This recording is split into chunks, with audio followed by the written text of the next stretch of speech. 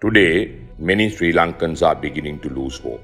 As our country's problems are compounding, one self-inflicted wound on top of another, with no end in sight, it is starting to feel like we have no one to unite us, no one to give voice to our pain, no one to inspire us and show us the way out of the darkness.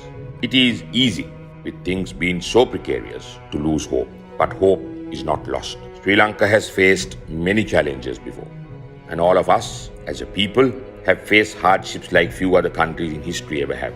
We have a history that spans thousands of years, and we have seen that our darkest moments are those in which we are divided as a people, turned against each other, and then conquered from within or without. But whenever all Sri Lankans have stood together and spoken with one voice, when they have been led and inspired towards a common goal, we have emerged victorious. Today, virtually all Sri Lankans are united in their belief that this government has not just failed, but been an utter disaster. We all want to bring our country out of this mess. The main reason why we feel there is no hope is because there is no leader in sight who has the vision, intellectual capacity, empathy, courage, and integrity to save our democracy and prevent Sri Lanka from descending into a failed state.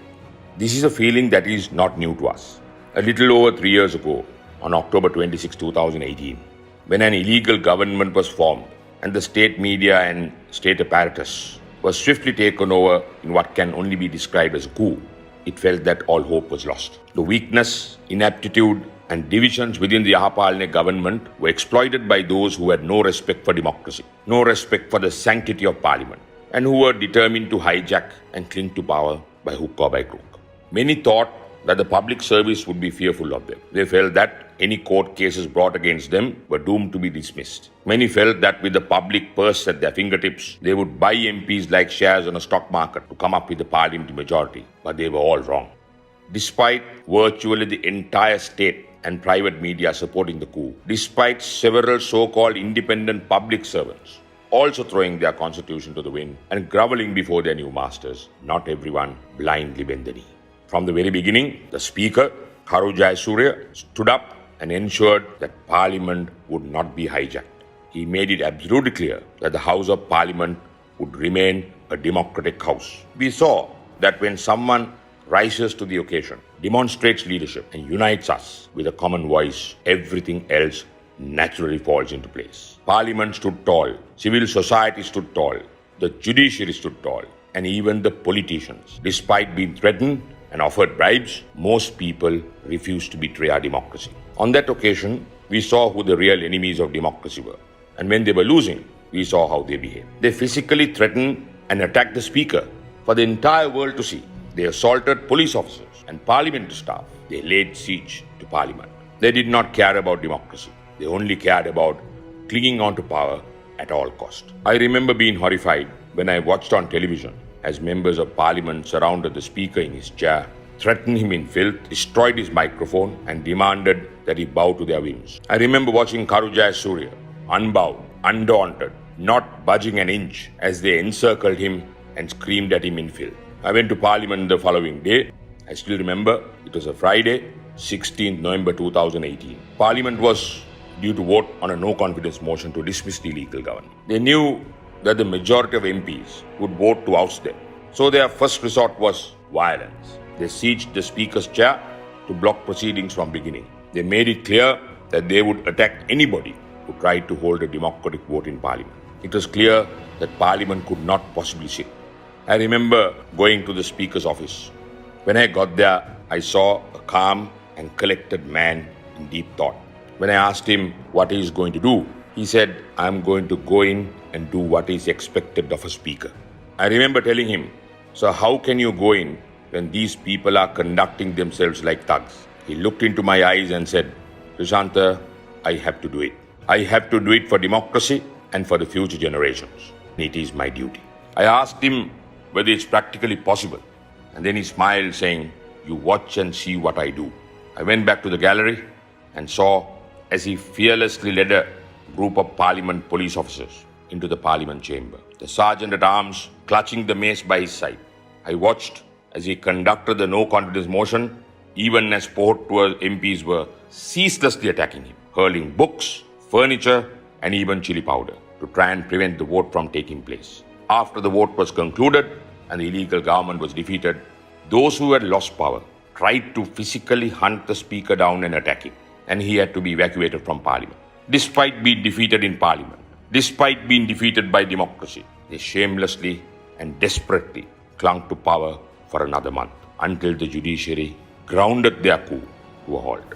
In those 52 days, all Sri Lankans got to see firsthand that these people did not care a damn about democracy. They wanted to rule by fear, by intimidation and violence. They had no vision for the country or empowering the people.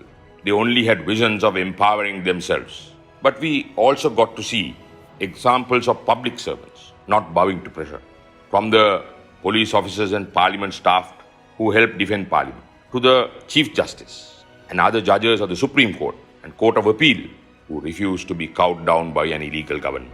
Like Speaker Karu Jayasuriya, they all put democracy and future generations first, and their personal security and well-being second. They had the moral conviction to do what was right, no matter the price they would have to pay. And together, even though the enemies of democracy had the money, the media, and the police on their side, we all succeeded. It was a victory for all Sri Lankans, of all ages, ethnicities, and religions, who stood together both in and out of parliament. But sadly, these goons never paid for their crimes. Instead, they managed to hoodwink the people less than a year later and return to power through the ballot box. And since coming to power now, it is clear that they have not changed at all since those 52 days in 2018. Now it is clear for anyone to see, just as these people laid waste to parliament in those 52 days, now they have laid waste to the entire country, to our economy, to our social fabric, our justice system, and even the way of life of our farmers. Equality has been replaced by cronyism and nationalism. The rule of law has become the rule of one.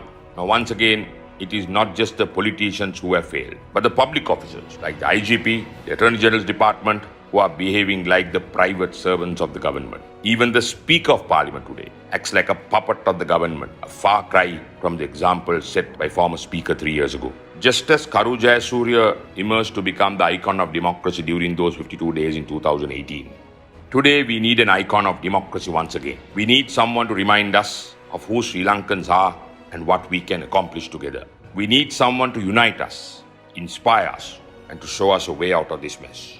Once again, like the 52 days, no one can really defend them or what they are doing. Once again, the only companies, media institutions, and people who are supporting them are those who are getting a direct political and financial benefit from doing so.